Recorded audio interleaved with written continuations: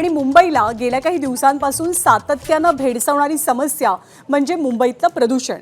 मुंबईतल्या याच प्रदूषणाच्या मुद्द्यावरती सध्या सुरू असलेल्या अर्थसंकल्पीय अधिवेशनामध्ये सुद्धा चर्चा झाल्याचं पाहायला मिळालं। अनिल परब यांनी एक महत्त्वाचा मुद्दा उपस्थित केला। सर्वाधिक वायू प्रदूषण मुंबईच्या खेरवाडीत असल्याचं परबांनी सांगितलं। तर विकास कामांमुळे प्रदूषणात मोठी भर पडतेय असं निरीक्षण पर्यावरण मंत्री पंकजा मुंडेंनी नोंदवलं। एआयच्या माध्यमातून प्रदूषण नियंत्रणाचे प्रयत्न सुरू असल्याचं मुख्यमंत्र्यांनी म्हटलंय।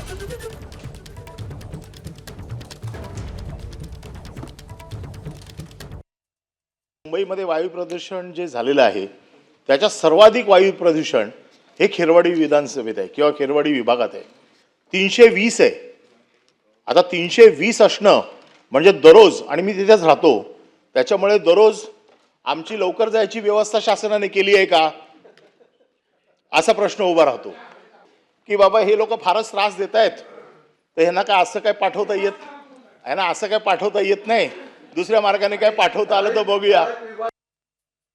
आपला फार डेव्हलपिंग सिटी असल्यामुळे भरपूर मोठं काम आपल्याकडे चालू आहे। हायवे चालू आहेत, मेट्रोचं काम चालू आहे, वेगवेगळ्या बिल्डिंग्स कन्स्ट्रक्शनचं काम चालू आहे। अशावेळी ते नॉर्म्स कडकपणे त्यांनी त्याचा पालन करावं यासाठी आम्हाला BMCची सुद्धा मदत लागते, कारण बऱ्याच अंशी कारवाया त्यांच्या पण अखत्यारीत येतात। तर ते दोन्ही मिळून ह्याच्यामध्ये आम्ही अत्यंत जागरूकपणे कारवाई करत आहोत।